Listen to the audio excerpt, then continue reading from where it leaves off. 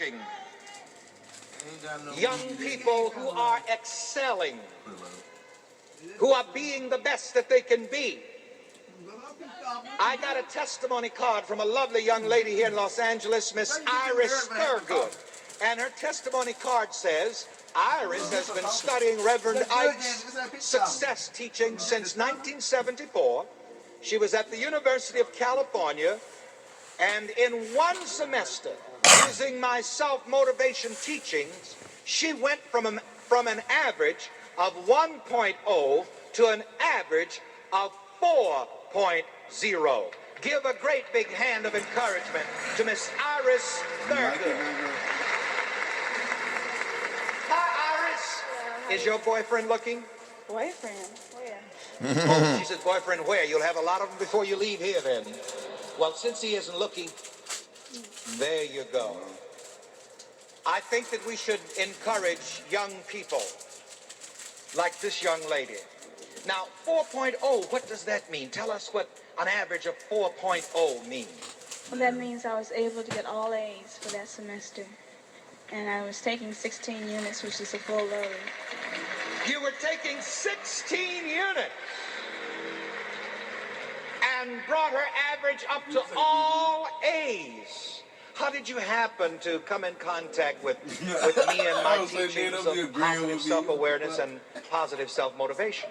Well, a friend of my mother's had mentioned your teaching. And I said, oh, well, you know, because friends of mine at school had said, oh, no, don't worry about that. It's just dumb and silly. But she mentioned it, and we had a meeting down at the Wilshire Scottish Rite. So I went. I said, oh, well, it's going to be another boring meeting, you know. And I sat and I listened. And then I took your literature home and read it. And I said, well, maybe it might work, you know, because I have went through so much. I had tried to study and I couldn't get it through, and it was really bad because I got to the school on a scholarship. I had a 4-year scholarship and lost it because of my grades. Because your grades were 1.0. Yeah. Now, what is a 1.0? What does that come out to in alphabets? All these. All D's you were making, and you had gotten a 4-year scholarship and lost the scholarship because you were flunking. Right. And then this Ike's philosophy comes along, and go ahead and tell it. Well, because of my grades had went down so bad, I was expelled from school because you have to keep a certain level of excellence. And for that year that I was out, I really felt bad because this was at the time that I was introduced to you, like at the end of that year.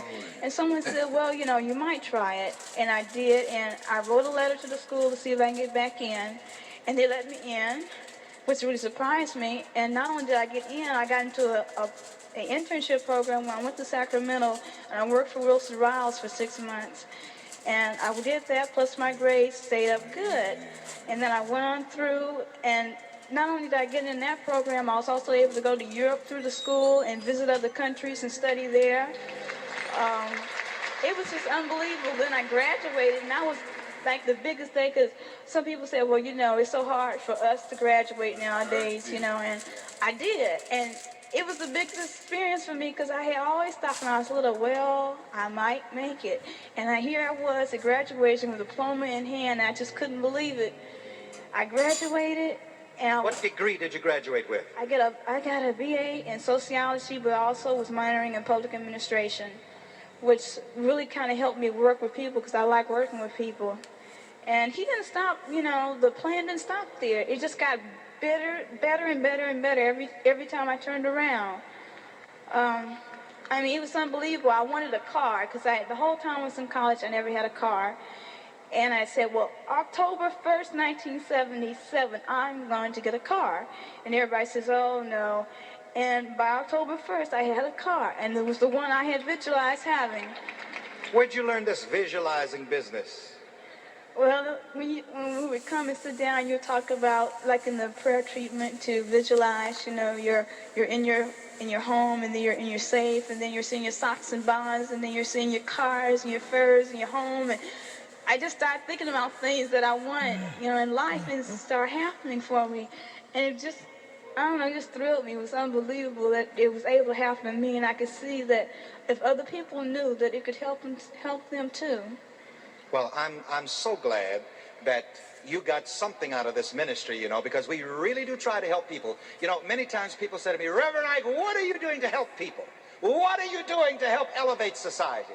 Ladies and gentlemen, if my teaching and my ministry can help a wonderful, beautiful young lady like this. Now, you've heard her tell herself, this is the first time I've met you personally, I believe. Right. She was, when she came to my services here in Los Angeles, she had been kicked out of college, lost a 4-year scholarship because her grades were all D's.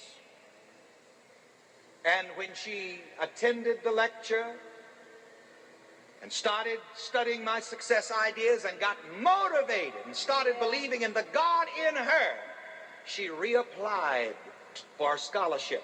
She was accepted and went all the way up from 1.0 to 4.0, all A's. She got other scholarships, went to Europe to travel and to study other cultures and graduate. Am I helping society any by inspiring people like that? God bless you. And she mentioned visualizing.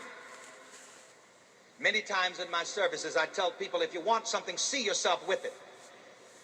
It works. Huh? I know it works. And you were in school and wanted a car. And really didn't see anyway how you were going to get it, but you visualized it, and you said when you were going to get it. I did. And you got it. Ladies and gentlemen, if you can see yourself with what you want in your mind, you'll get it. What you see is what you get, as Flip Wilson says. Let's say it again. What you see is what you get. Now, I want you to make another note, because today the theme of this service is the formula for your prosperity and happiness. And a part of the formula for prosperity, for success, is to be able to see yourself in your own mind, being, doing, and having the good which you desire. If you can see it, you can be it, you can have it. God bless you. Continue.